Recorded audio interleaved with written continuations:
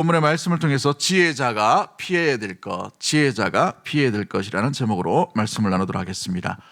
우리 몇 주 전에 우리가 살펴봤던 것처럼 6장에 대해서 우리가 살펴봤죠. 계미에 대해서 우리가 부지런함을 배울 수 있도록 이렇게 말씀을 나눴습니다만은 이 6장은 4의 분류로 나눠질 수가 있습니다. 먼저 1절부터 5절까지 말씀 보면 보증을 쓰지 말라. 뭘 쓰지 말라고요? 보증 쓰지 말라. 이렇게 고대에 이미 수천 년 전부터 돈 문제 때문에 서로 가족이라 하더라도 어려움이 있기 때문에 보증 쓰지 말라 이렇게 얘기했어요. 근데 꼭 이 보증 쓰지 말라 이렇게 성경 말씀이 있는데도 어떻게 됩니까? 이게 정이 끌려가지고 또 관계 때문에 보증을 썼다가 한국 사회만큼 보증이 유별나게 많은 데가 없어요. 그죠? 최근에는 좀 덜하지만 이 보증 때문에 내가 써보지도 못한 돈을 물어줘야 될 그런 상황들이 오게 됐죠. 저희 아버지도 보증 잘못 썼다가 써보지도 못한 돈을 얼마나 많이 치러야 되는지 모르겠습니다. 그 돈이라도 실컷 써보고 그렇게 했으면 괜찮을 텐데, 그렇죠? 그래서 교회 안에서는 항상 이 물질관에 있어서는 돈 거래가 절대 없을 수 있도록 그렇게 하셔야 됩니다. 만약에 돈을 빌려주고 싶은 마음이 생기면 어떻게 하셔야 되냐면 못 받을 각오하고 빌려주셔야 돼요. 꼭 이렇게 얘기했는데도 꼭 이렇게 또 빌려주고 나는데 못 받아가지고 마음에 섭섭하고 마음이 어렵고, 제가 큰 교회에서 기도했었지만 어느 교구의 어느 성도가 자기들끼리 거래를 했나 봅니다. 거래를 했는데 돈을 이제 좀 억대 단위예요. 억대 단위다 보니까 돈을 빨리 안 갚는 거죠. 그러니까 저한테 전화 와가지고 저보고 갚으라고. 제가 무슨 돈이 있어가지고 갚겠습니까? 제가 갚아야 돼요? 이렇게 물어보니까 당신 교구니까 당신이 갚으라고 막 하는 거죠. 그래서 제가 구경도 못했던 돈인데 제가 어떻게 갚습니까? 하니까 막 화를 내면서 갚아달라고 막 하는 거예요. 그래서 제가 질문을 했어요. 돈 빌릴 때 저한테 물어보고 빌렸습니까? 물어보니까 아니래요. 그죠? 얼마나 억울하니까 그렇게 했겠지만 아무튼 서로가 아무리 친한 관계더라도 돈이 관계되어 있으면 균열되고 깨어지게 되어 있어요. 동역 관계도 또 동업 관계도 마찬가지죠.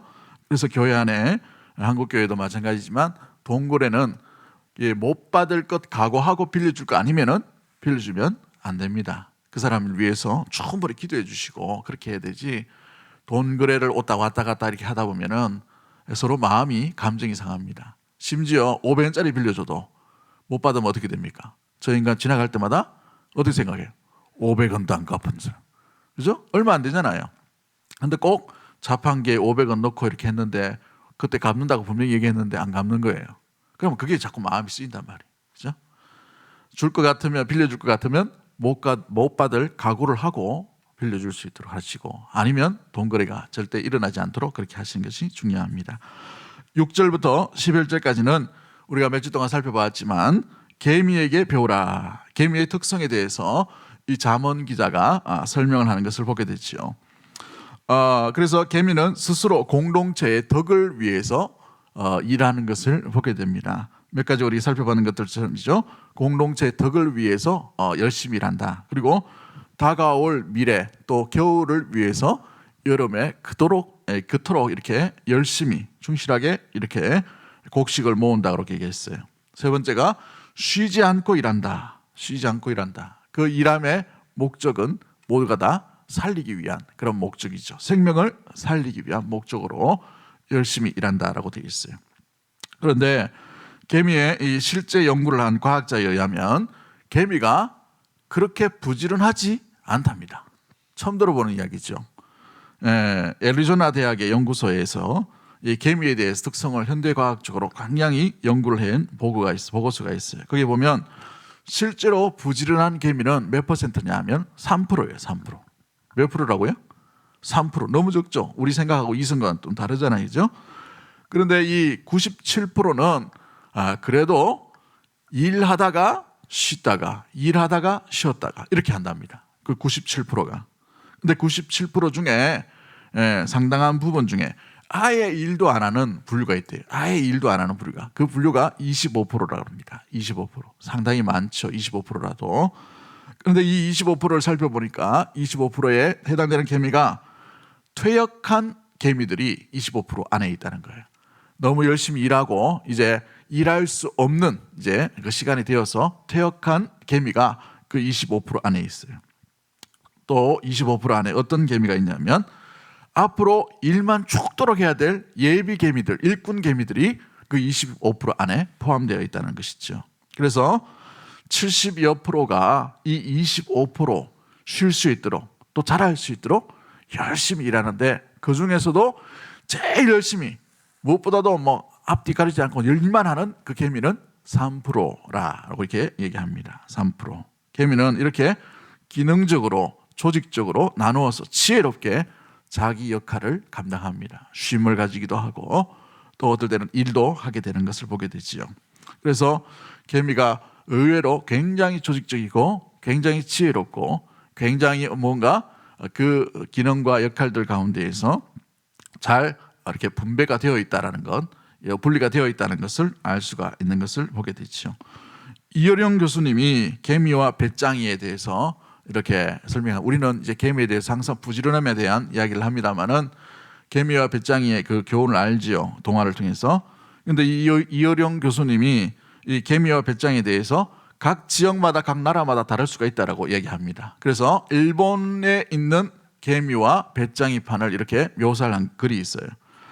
일본판 개미와 배짱이는, 이 개미는 열심히 여름 동안 일하였습니다. 배짱이가 이제 겨울이 찾아오고 난 뒤에 배가 너무 고파서 개미집을 찾아온 것이죠. 그러니까 개미집을 두드리고 기다리다 보니까 보통은 반응이 와야 되는데 개미집에서 소리가 안 들려요. 그래서 문을 박차고 들어가 보니까 개미가 다 죽어 있는 거예요. 그래서 원인을 알 수 없었어. 왜 죽어 있을까 보니까 과로사로 죽었다는 거예요. 일본 사람들이 워낙 일을 많이 하다 보니까 과로사로 죽은 거예요. 이게 이제 러시아로 넘어가서 러시아판이 있어요. 러시아판은 뭐냐? 이제 아마 소련이 이제 러시아로 바뀌기 전 이야기인 것 같습니다만은, 러시아판은 이 배짱이가 배가 고파서 개미 집에 문을 두드립니다. 문을 두드리니까 개미가 문을 활짝 열어요. 활짝 열어가지고 그 개미를, 그 배짱이를 집으로 데리고 오면서 이렇게 얘기합니다. 오, 동지여, 어서 오시오. 우리는 한 형제니 같이 나누어 먹읍시다 라고 이렇게 한 거예요. 맞이한 것이죠. 그래서 겨울 내도록 먹고 난 뒤에 다음에 봄이 되었어요. 문을 열고 들어가 보니까 다 죽어 있는 거예요. 곡식을 나눠 먹다 보니까 어떻게 됩니까? 분배가 잘 안 되다 보니까 배짱이가 얼마나 많이 먹어요, 그죠? 예, 덩치도 크잖아요. 그래서 이 서로 나눠 먹다가 다 죽어버린 겁니다. 이제 미국판 이 개미와 배짱이 판이 있습니다. 미국판 개미와 배짱이의 이 글이 뭐냐면, 배짱이가 배가 고파가지고 개미 집에 문을 두드립니다. 문을 두드리는데 개미가 문을 열어주지 않는 거예요.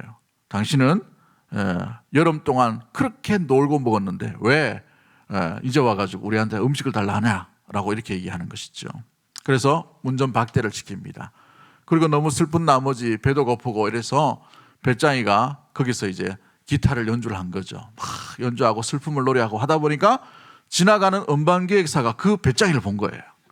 배짱이를 보고 너무 음악이 좋아가지고 그 음반을 취입하도록 하고 가수, 스타로 이렇게 등극을 시켰습니다. 그로 인하여서 엄청나게 먹고 마실 수 있는 그런 배짱이가 되어버린 것이죠.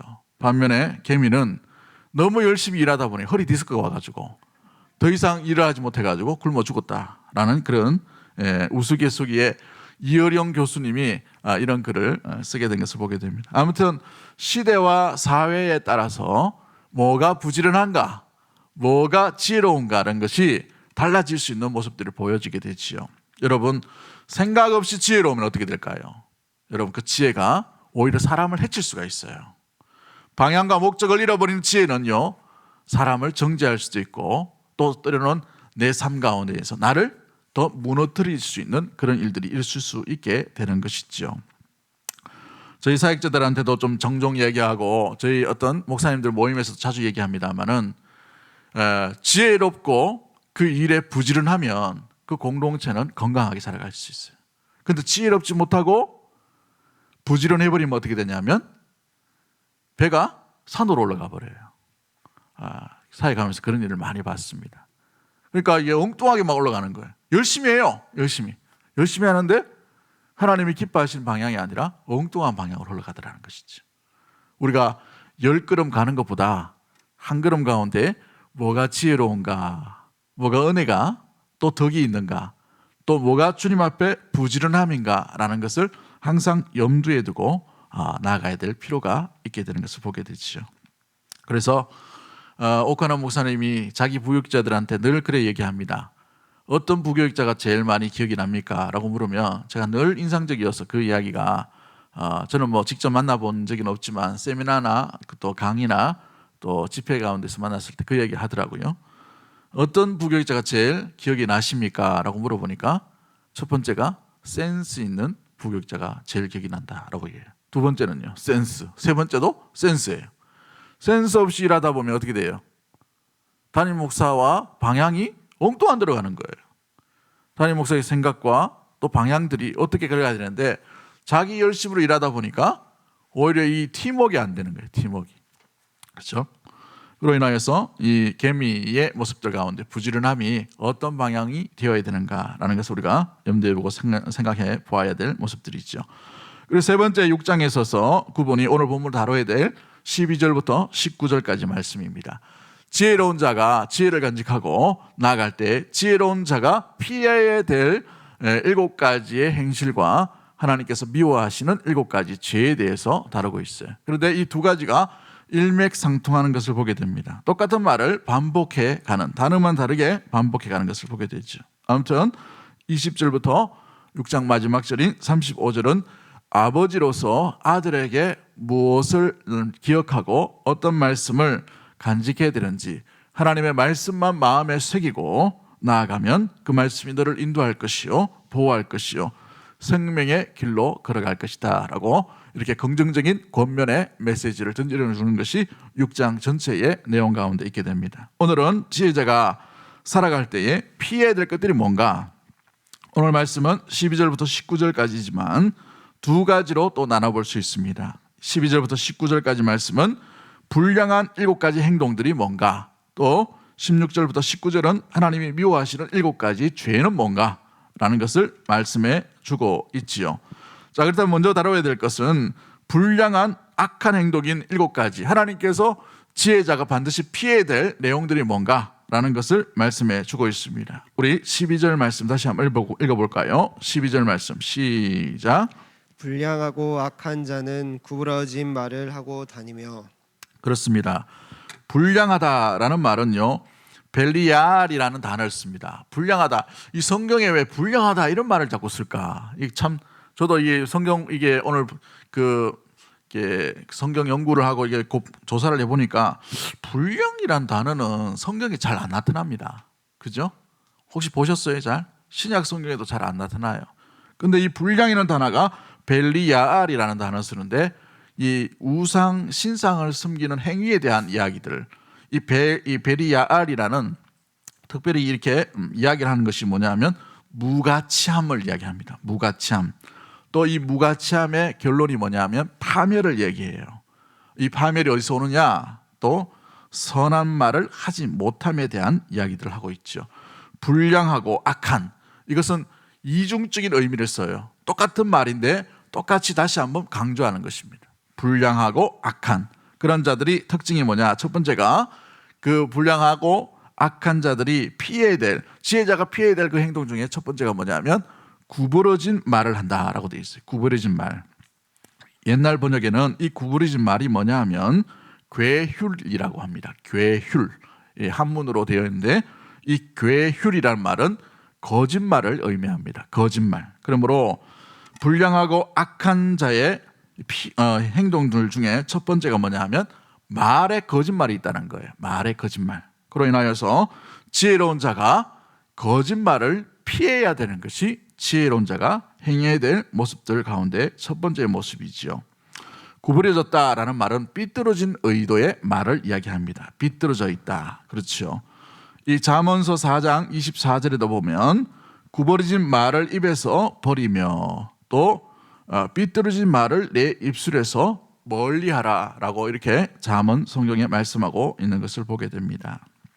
그로 인하여서 불량하고 악한 사람들이 그 입에서 거짓되고 악하고 구부러진 말과 또 뭐예요? 삐뚤어진 말을 한다라는 것을 의미해 주고 있어요. 그로 인하여서 다른 번역에 보면 이렇게 그릇된 말, 거짓된 말 이렇게 표현하고 있는 것을 보게 돼요. 16절과 17절에도 이 일에 대해서 거짓말하는 자라고 이렇게 돼 있죠. 거짓을 말하는 망령된 증인과 및 형제 사이를 이간하는 자니라 라고 이렇게 피해야 될 7가지에 대해서 또 하나님이 미워하시는 죄에 대해서도 분명히 말씀하고 있는 것을 보게 됩니다. 여러분, 왜 이 구부러진 말을 할까요? 왜 이 구부러진 말들이 그들의 입속에서 나오게 됩니까? 시편 7절 말씀에 보면 그 입에 저주와 또 거짓과 포악이 있고 혀 밑에는 잔해와 죄악이 있다라고 되어 있어요. 뭘 얘기합니까? 그 혀 밑에는 뭐가 있다고요? 잔해함과 죄악이 있다라고 되어 있어요. 그렇습니다.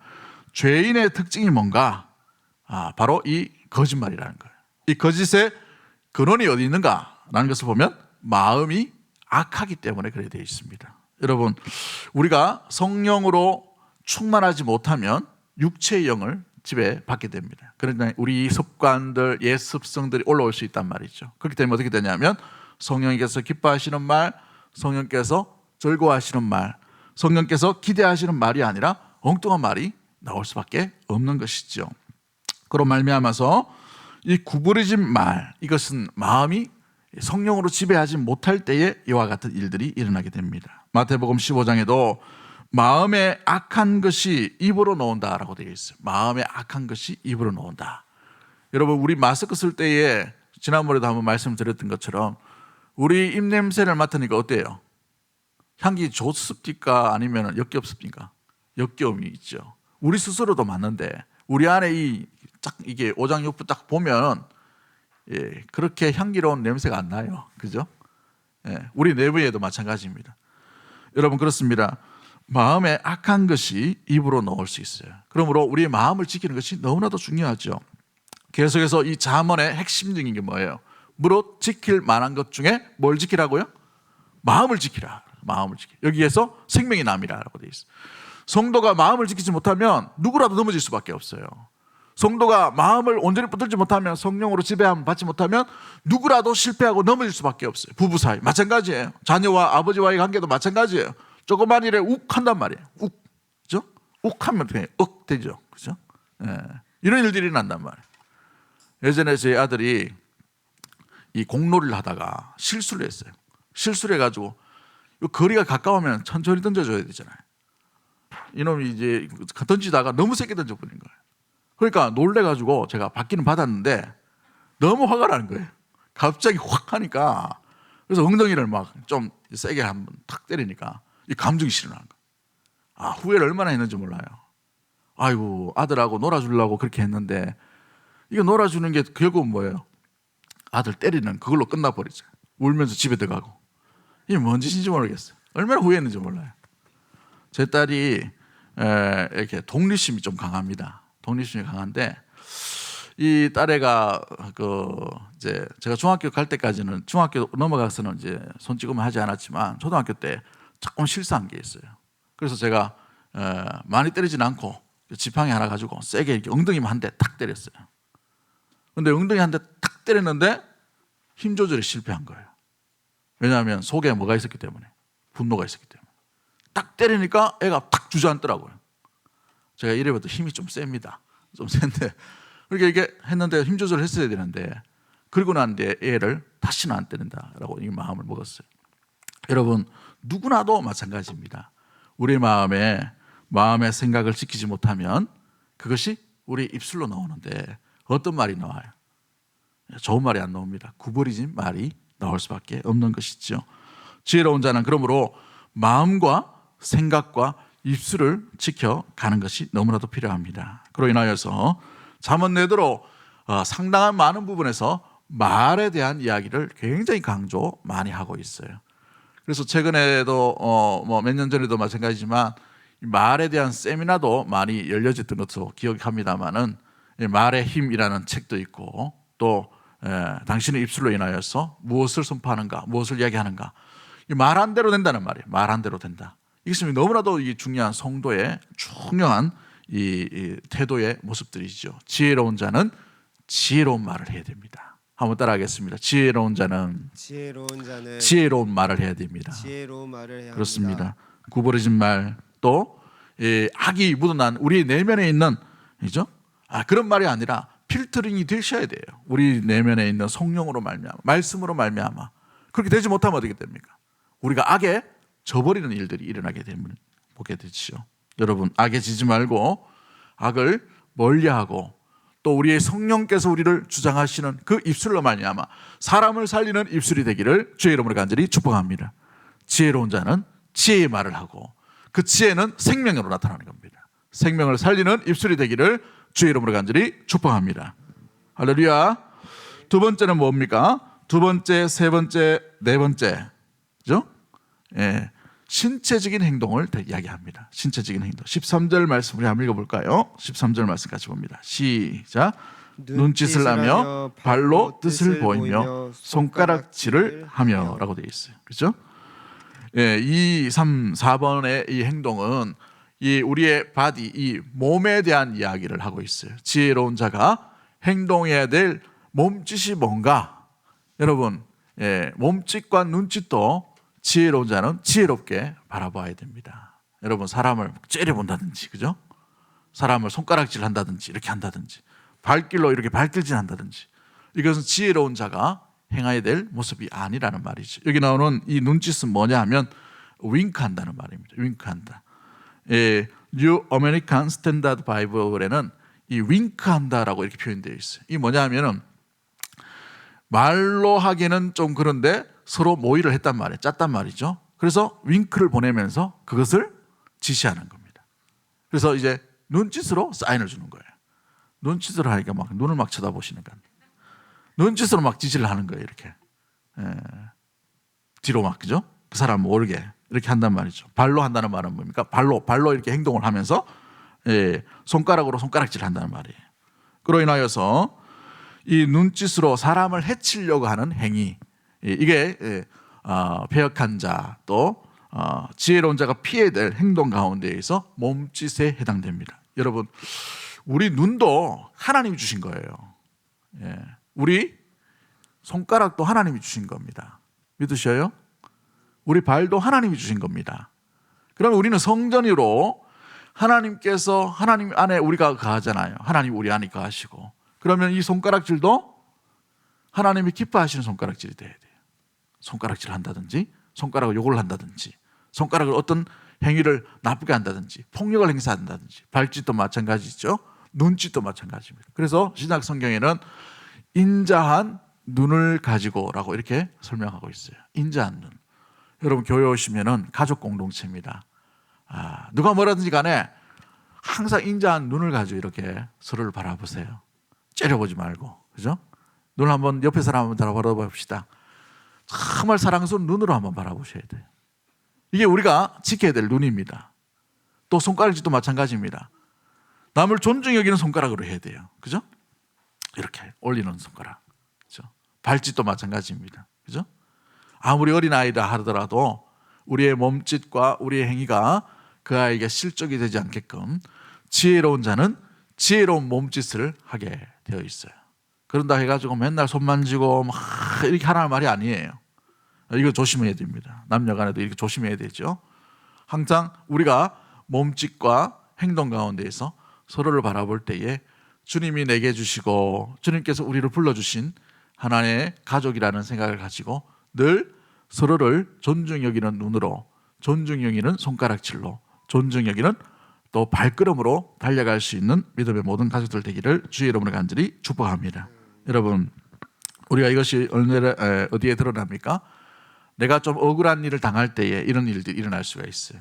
뭐 식당 같은 데 가면 꼭 이제요, 식당을 시키면 내게만 좀 혜택이 좀 덜 들어오는 것처럼 보이고, 내게만 또 맛이 좀 떨어지는 반찬이 오거나, 아니면 실수로 종업원이 물을 놓다가 물을 쏟아버렸어요. 그럴 때에 지혜로운 자, 성도의 태도는 어떻게 될까요? 당장 막 기사되게 때려야 됩니까? 어떻게 해야 돼요? 누구나 실수할 수 있거든요. 누구나 약한 부분이 있을 수 있어요. 어떻게 해야 되죠?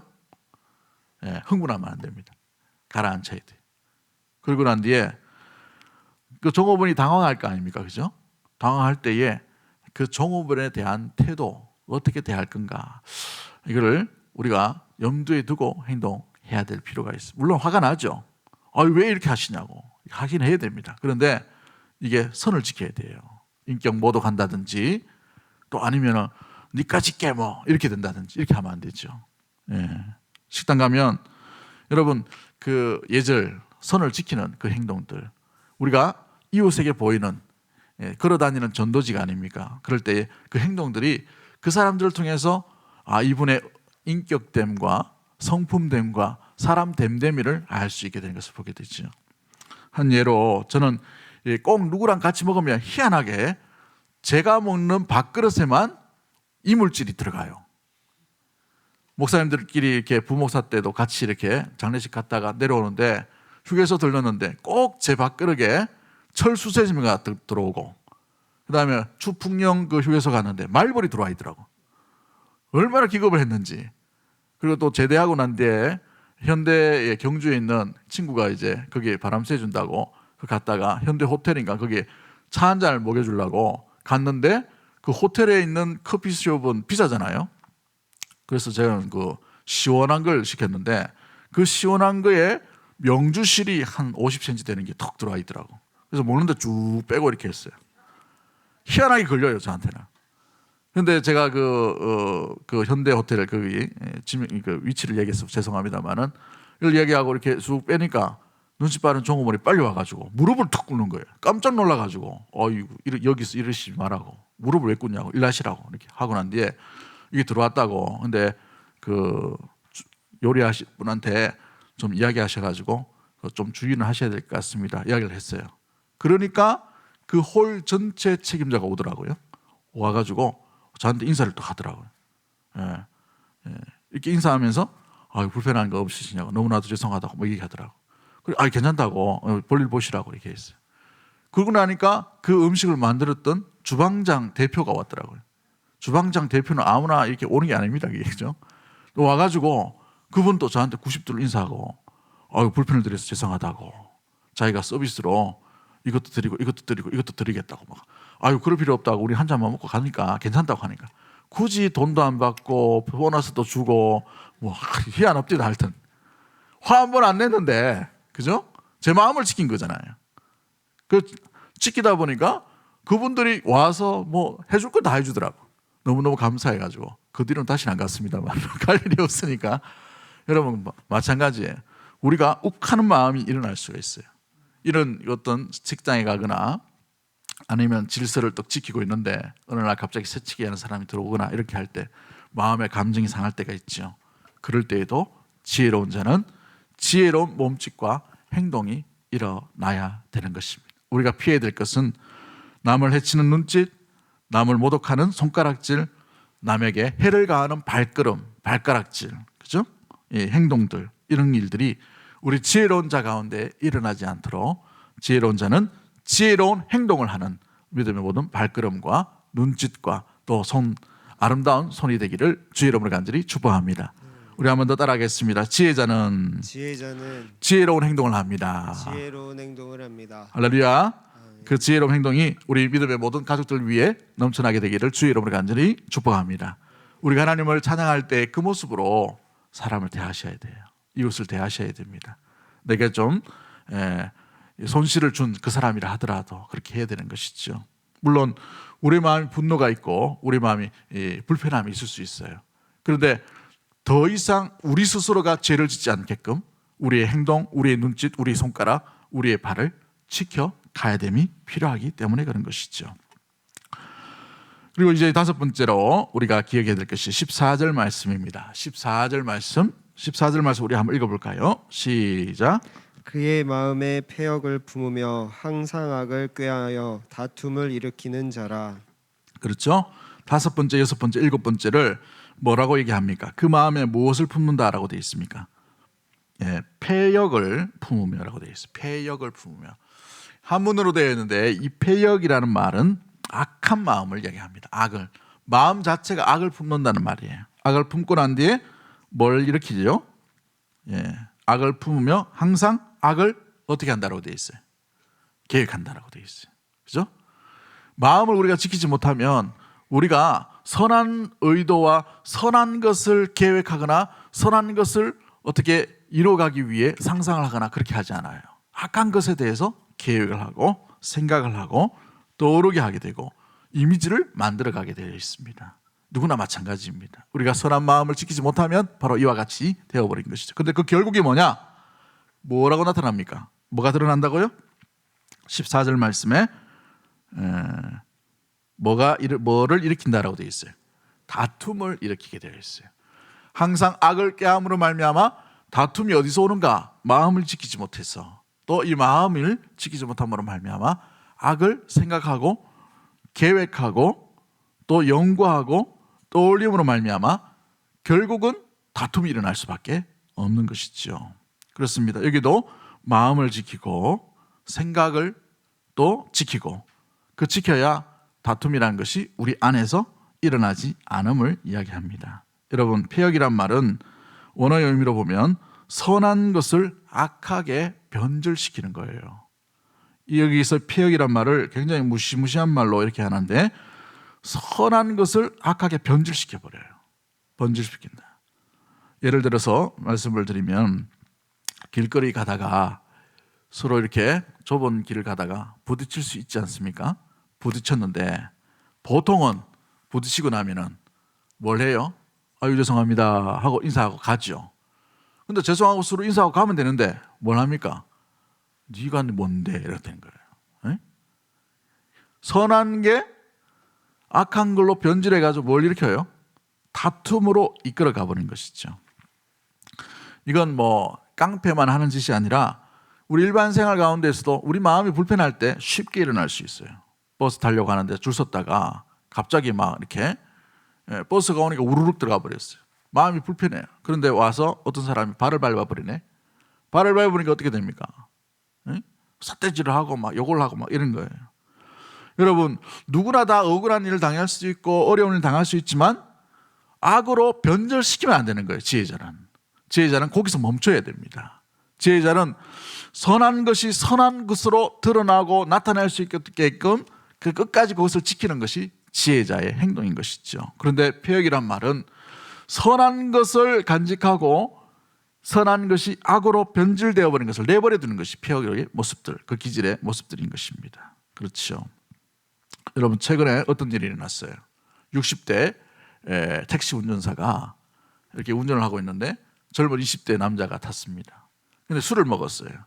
술 먹다 보니까 이게 뭐 멀미가 날 거 아닙니까? 토를 내버렸어요. 보통 같으면 토를 하면 어떻게 됩니까? 아이고 죄송합니다, 그죠? 미안합니다 라고 해야 되는데, 물론 뭐 택시 운전사도 한 소리 했겠죠. 근데 이 젊은 20대가 욱 한 거예요. 욱. 그러자마자 이 택시 운전사를 끄집어내 가지고 거의 죽을 만큼 태워버렸어요. 뼈가 얼마나 골절이 됐는지, 그죠? 자기 아버지보다 훨씬 나이 많잖아요. 뭐 나이 떠나서도 그런 행동을 하면 안 되죠. 여러분 마찬가지입니다. 선한 것을 악하게 변질시키는 것이 우리 내면 가운데 마음을 지키지 못할 때 이와 같은 일들이 일어나게 되는 것이죠. 패역한 사람은 마음이 정리되지 못했기 때문에 악을 꾀하게 되어 있어요. 그 일로 인하여서 결국은 싸움과 다툼으로 항상 번지게 되어 있습니다. 패역과 마음을 지키지 못하면 그 주위가 항상 뭐가 일어나느냐? 다툼이 일어날 수밖에 없어요. 싸움이 일어날 수밖에 없다는 말이죠. 선한 사람은 선한 마음으로 다툼이 생길 만한 그 상황 가운데에서도 선함을 지키는 사람이 지혜자의 아름다운 모습이라는 사실입니다. 태도라는 것이죠. 선하게 그 마음을 온전히 간직함으로 말미암아 선한 행동과 선한 결과가 나타나는 것이 지혜자가 취려야 될 행동 가운데 있는 줄 믿습니다. 할렐루야. 그로 말미암아 우리가 일상생활 가운데에서도, 교회생활 가운데에서도, 이웃 가운데에서도 우리가 선한 것이 변질되지 않도록 우리로 인하여서, 우리의 감정 때문에, 우리의 생각 때문에, 우리의 행동 때문에, 우리의 눈짓과 손가락질과 발걸음 때문에 이 선한 것이 변질되지 않도록 하는 것이 너무나도 중요합니다. 사람은요, 은혜로 채워지지 못하면, 믿음과 말씀으로 채우지 못하면 그 속에 악한 것이 틈탈 수밖에 없어요. 여기에 뭐 마음을 온전히 지킬 사람 누가 있겠습니까? 다 연약하고 다 넘어질 수밖에 없죠. 예레미야서 17장 9절부터 10절까지 말씀에 뭐라고 말씀합니까? 만물보다 거짓되고 심히 부패한 것은 마음이라고 되어 있어요. 마음이라. 뭐가 부패했다고요? 마음이 부패했어요. 누가 능히 이를 알리오마는 나 여호와는 심장을 살피고 배부를 시험하고 각각 그 행위와 그 행실대로 보응하나니라고 말씀하십니다. 우리 하나님 우리 마음을 너무 잘 아셔요. 어떤 의도인가, 어떤 생각인가, 어떤 마음을 가지는가 다 알고 있다는 말이죠. 그런데 믿음의 성도가 성령이라는 선물을 받았어요. 말씀이라는 선물을 받았습니다. 은혜라는 선물을 받았는데 그걸 지키지 못하면 어떻게 돼요? 다시 옛 습성으로 돌아갈 수밖에 없는 것을 보게 되죠. 부패한 심령이기 때문에 그런 거예요. 부패한 심령이기 때문에. 그러나 이 부패한 심령 가운데 새로운 영을 주셔서 우리를 새로운 사람, 새로운 피조물로 지혜로운 자로 우리를 거듭나게 해 주셨습니다. 그러므로 거듭난 자는 성도로서 하나님의 자녀로서 이 거듭남의 상태, 성도의 상태, 하나님의 자녀의 상태를 끝까지 지켜야 될 의무가 여기에 달려져 있게 되는 것이죠. 선함이 우리를 통해서 변절되지 않도록 저와 여러분의 생각과 마음과 행동을 온전히 지킬 수 있는 참된 지혜자들 되기를 주의 이름으로 간절히 축복합니다. 지키지 못하면 어떻게 될까요? 오늘 예레미야서 17장 9절과 10절 말씀에 그 행위와 그 행실대로 뭐 하시겠다라고 되어 있어요? 보응하시리라라고 되어 있어요. 하나님은 공의의 하나님이시요 사랑의 하나님이십니다. 공의의 하나님이라는 말은 뭡니까? 그 죄를 달아보시는 거예요. 지켜보시는 것이죠. 돌아오나 돌아오지 않나, 마음을 뉘우치나 뉘우치지 않나, 회개하나 회개하지 않나. 그러나 그 마음의 한계를 넘어버리면 어떻게 돼요? 하나님께서 보응하시는 하나님이라는 사실입니다. 그러나 그 하나님께서 우리 영혼을 포기하지 아니하시고 끝까지 우리를 붙들고 사랑하시고 돌아오기를 원하시는 분이 우리가 믿는 사랑의 하나님이라는 사실입니다. 여러분 보십시오. 로마서 2장 1절부터 2절 말씀에 로마서 2장 1절과 2절 말씀 같이 한번 읽어볼까요? 시작. 그러므로 남을 판단하는 사람아 누구를 막론하고 내가 핑계하지 못할 것은 남을 핑계하는 것으로 내가 너를 정죄함이니 판단하는 내가 같은 일을 행함이라 라고 되어 있어요. 또 2절 말씀에 이런 일을 행하는 자에게 하나님의 심판이 진리대로 되는 줄 우리가 아노라 라고 되어 있습니다. 그렇죠. 여러분 우리가 눈짓과 손가락질과 행동 가운데에서 패역과 괴유를 일으킬 때에 하나님께서도 그 행동을 달아보고 있다는 겁니다. 그렇게 하나하나 무엇이 있는가 그 판단을 하신다는 하나님, 그 하나님이라는 사실이죠. 어찌 보면 우리가 일당 가운데에 악인들이 너무 잘 사는 시대 가운데 우리는 잘 보고 있어요. 매스컴이 너무 발달하다 보니까 저렇게 못된 인간이 저렇게 잘 살 수 있나 이런 생각을 할 수 있어요. 그죠? 여러분 그거 한번 보십시오. 사람을 수십 명 죽인 사람이 얼굴 뻔뻔히 들고 막 어떻게 합니까? 교도소 가가지고 밥 잘 먹고 있다고. 그 잔인하게 아이들을 죽였던 성폭행했던 그 사람 한번 보십시오. 쇼핑할 때 얼굴 감추고 쇼핑합니까? 당당하게 얼굴 내놓고 이렇게 막 쇼핑카트를 막 끌고 야 분노가 치는 그런 모습들이 뭐죠. 여러분 악인이 이 땅 가운데 잘 되는 것처럼 보여지고 어쩌면 그것 때문에 우리의 마음이 씁쓸해 보이고 정말 되게 타락한 인간의 본성들 그대로 살아가는 사람들이 왜 하나님께서 저렇게 내버려 두시나 라고 생각될 수 있겠지만 하나님은 보고 계시는 것입니다.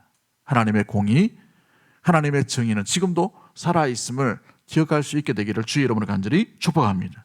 그들이 형통하는 것처럼 보여도 잠시뿐이라는 사실이에요. 여러분 그렇습니다. 곧 사라질 안개와 같다라는 사실을 우리는 기억해 가야 하는 것이죠. 시편 37편 7절부터 10절까지 말씀 우리 한번 읽어볼까요? 시작. 여호와 앞에 잠잠하고 참아 기다리라. 자기 길이 형통하며 악한 꾀를 이루는 자를 인하여 불평하여 말지어다. 분을 그치고 노를 버리라. 불평하여 말라. 행하게 치우칠 뿐이라. 또요? 대저 행악하는 자는 끊어질 것이나 여호와를 기대하는 자는 땅을 차지하리로다. 잠시 후에 악인이 없어지리니 내가 그곳을 자세히 살필지라도 없으리로다. 아멘. 여러분 왜 불평하지 말라 분을 그치라 노를 버리라고 말합니까? 하나님의 관심은 하나님의 백성에게 있어요. 그것 때문에 하나님의 백성이 행하게 치우칠까 싶어서 하나님께서 그 분노를 그치라 노를 버려라 불평하지 말라 원망하지 말라, 시기하지 말라, 미워하지 말라, 손가락질하지 말라, 마음 가운데 어려움을 겪지 말라라고 이렇게 말씀하고 있는 것이지. 하나님은 하나님의 성도와 하나님의 백성에게 관심이 있어요. 지혜자에게 관심이 있는 줄 믿는 믿음의 모든 가족들 되기를 주의 이름으로 간절히 축복합니다. 그러기에 내가 그 일 때문에 내 마음을 지키지 못하면 누구 손해예요? 내 손해입니다. 내 손해. 여러분, 그 사건 때문에 내 생각을 지키지 못하면 누구 손해예요? 결국은 내 손해이죠. 내 마음을 지키지 못하면 내 손해입니다. 내 행동을 지키지 못하면 내가 죄 가운데 갈 수밖에 없기 때문에 여러분, 결국은 그 영혼 가운데에서 여러분 어려움이 찾아오게 되는 것이죠. 시편 73편 1절부터 3절까지 말씀에 뭐라고 되어 있습니까? 하나님이 참으로 이스라엘 중에 마음이 정결한 자에게 선을 행하시나 나는 거의 실족할 뻔하였고 내 걸음이 미끄러질 뻔하였으니 이는 내가 악인의 형통함을 보고 오만한 자를 질시하였음이로다 라고 되어 있어요. 시편 기자도 마찬가지죠. 야, 어떻게 저런 사람인데 저런 복이 있을 수 있나? 그렇죠? 저런 행동을 하는데 어떻게 저런 복이 있을 수 있나? 라고 이렇게 마음 가운데 있었어요. 불편함이 있었습니다. 그런데 오만한 자를 뭐 했다고 되어 있어요? 질시했다라고 되어 있어요. 회사에다 보면 아부 잘하고 또 뇌물을 주고 이런 사람이 성질도 빨라요. 저런 거 보면서 얼마나 열불이 납니까? 그렇죠? 얼마나 마음이 안타까워요. 회사 생활 하는데도 마찬가지로 정직하게 살아가는데 왜 나는 회사 사장이 나를 안 인정해 주지 아니하고 오히려 멀리하고, 그렇죠? 정말 아부 많이 하고 술 잘 먹고 뭐 이렇게 하는 그런 사람이 자꾸 승진하는가? 마음에 질시함이 있을 수 있어요. 그런데 16절과 19절 말씀, 시편 73편 16절 17절 이렇게 한번 읽어보도록 합니다. 시작. 내가 어쩌면 이를 알까 하여 생각한즉 내게 심히 곤란하더니 하나님의 성소에 들어갈 때에야 저희 결국을 내가 깨달았나이다. 아멘. 이라고 되어 있어요. 그래서 중요한 단어이죠. 16절 넘겨보시죠. 17절 말씀. 네, 거기. 예. 내가 어쩌면 이를 알까 하여 생각한즉 내게 심히 곤란하더니 언제 깨달았다고 되어 있어요? 하나님의 성소에 들어갈 때야만 그들의 결국을 내가 깨달았나이다 라고 되어 있어요. 이 중요한 단어가 말씀이 뭘 얘기합니까? 저 사람이 중요한 게 아니고 하나님은 하나님의 백성에게 관심이 있는 거예요. 그런데 그걸 어떻게 깨닫느냐? 주님과 가까워지면, 주님의 은혜 가운데 있으면 성소 가운데 들어갈 때야 비로소 그것을 깨달을 수 있다는 사실입니다. 그것까지는 깨닫지 못하게 되는 거예요. 원망하기입니다. 불편함이 있어요. 질시함이 있을 수 있습니다. 억울함이 있을 수가 있어요. 그런데 성소에 들어갈 때 비로소 저들의 결국이 어떠한지를 비로소 알게 되는 거예요. 여러분, 영원한 세계를 살아가는 자가 성도요, 하나님의 자녀입니다. 그러나 하나님과 멀어지고 하나님과 떨어진 저 악인들은 하나님과 상관없이 어쩌면 죽음 이후에 엄청난 고통 가운데 거할 수밖에 없는 결과가 뻔한 자임을 성소에 비로소 들어갈 때야 비로소 알게 되었다는 말을 이야기하고 있는 것이지요. 그러므로 이 땅 가운데 행악자로 인하여서 불평하지 마십시오. 원망하지 마십시오. 근심하지 마세요. 비교하지 마세요. 마음에 원망이나 질시하거나 마음에 불편함이 없기를 바랍니다. 그 불편함 때문에 우리가 오히려 행악에 빠져버리면 결국은 우리가 악에게 져버리게 되는, 선한 것을 선함으로 지키지 못하는 결과가 일어날 수밖에 없지요. 시편 1편에 복 있는 사람은 어디에 거해야 됩니까?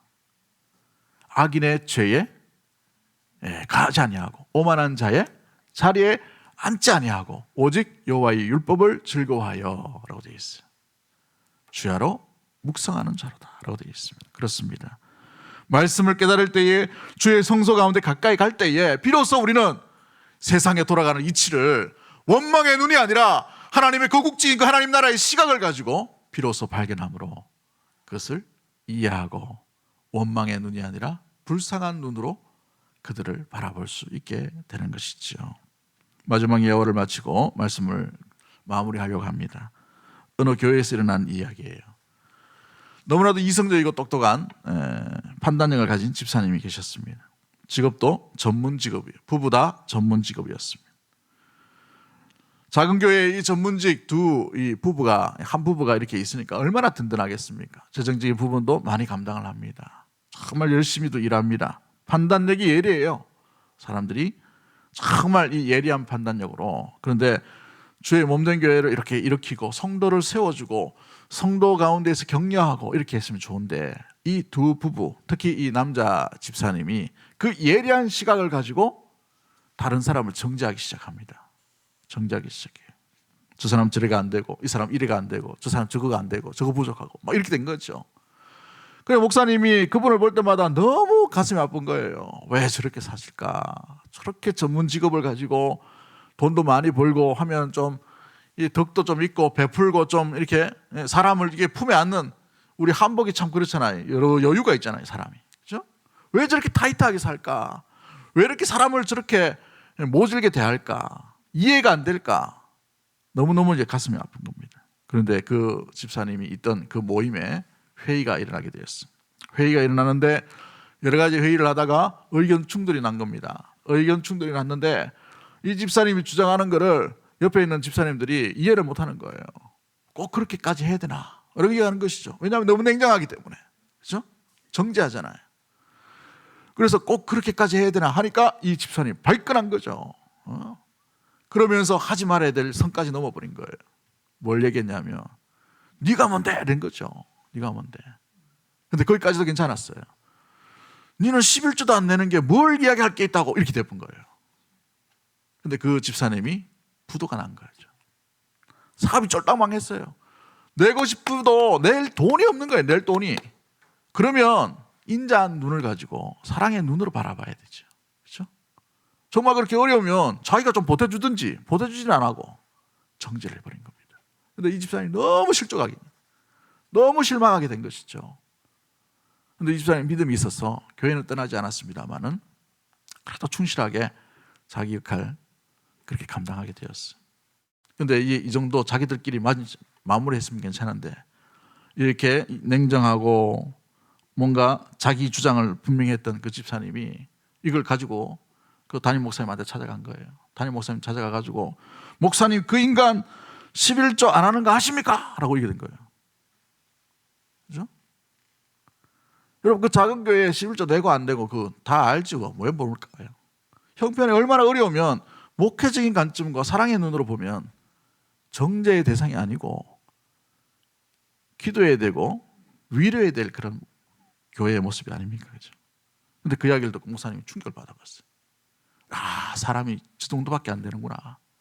바닥이 저 정도밖에 안 되지 않는구나. 너무 실망해서 그 집사님에 대한 신뢰가 다 무너진 것 같아요. 그런데 몇 년 지나고 놀라운 일이 일어났어요. 저 인간 11조 안 하는 거 아십니까? 했던 그 집사님이 헌금을 주는 거예요. 점점 줄더니만 그 집이 오히려 11조 못 내는 형편까지 되어버렸어요. 여러분, 성도는 지혜자는 지혜자의 말을 해야 되고 지혜자의 행동을 해야 되고 지혜자의 마음을 품어야 됩니다. 하나님의 관심은 우리가 옆 사람, 이웃에, 또 세상 사람에 거기에 관심 있는 게 아니에요. 믿음의 성도가 그 상황 가운데 선을 선으로 지켜가는가, 그 의로움으로 인하여서 하나님이 기뻐하실 일들로 남의 유익을 끼치고 사람을 변화시키고 또 이웃 가운데에서 사랑의 아름다운 그런 덕을 끼치는가, 여기에 관심이 있는 것이죠. 그렇습니다. 성도는 성도의 마음을 지켜야 되고 지혜자는 지혜자의 마음을 지켜야 하는 것입니다. 우리의 행동, 우리의 눈, 우리의 마음, 우리의 손가락, 우리의 발걸음이 무엇을 향하고 있는지 우리가 돌아보길 원하고 지켜야 될 것은 지키고 지혜자로서 주님께서 주신 말씀 가운데 그 길을 걸어갈 수 있는 사랑의 믿음의 모든 가족들 되기를 주의 이름으로 간절히 축복합니다. 기도하겠습니다. 하나님 아버지,